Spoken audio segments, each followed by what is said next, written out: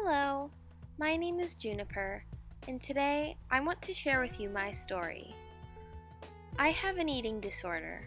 Now, many of you probably know what that is, but if you're younger, you may not. An eating disorder is basically a mental illness that causes you to become obsessed with food and body image. Millions of girls and boys of all ages deal with eating disorders, and they are not something to take lightly.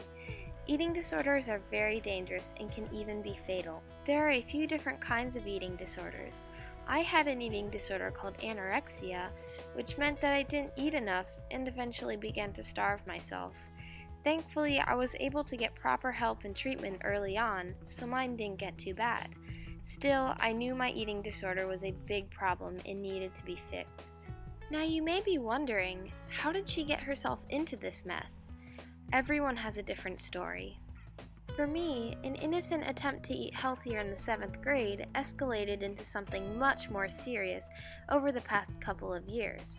I became obsessed with eating healthy and clean, which led to restricting against many foods. I also became obsessed with how I looked and how much I weighed. Before I knew it, I was falling down a slippery slope.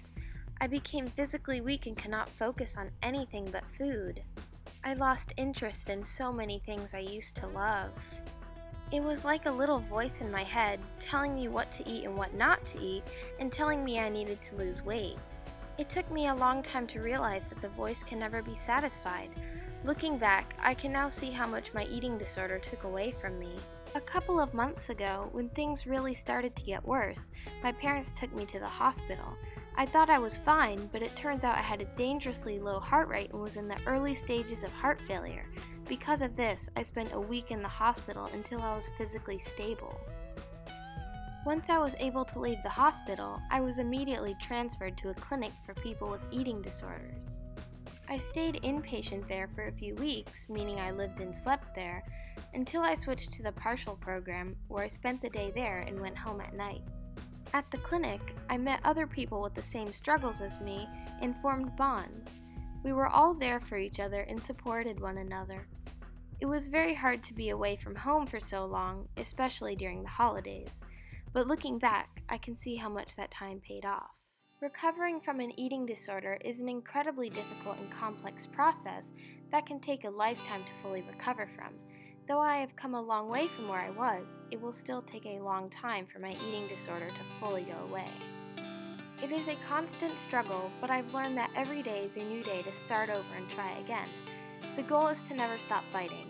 The reason I'm sharing my story is to help anyone that may be going through something similar to this. If you or someone you know is currently struggling with an eating disorder or maybe slowly falling into one, you need to recognize that it is a serious and dangerous problem that needs to be treated immediately.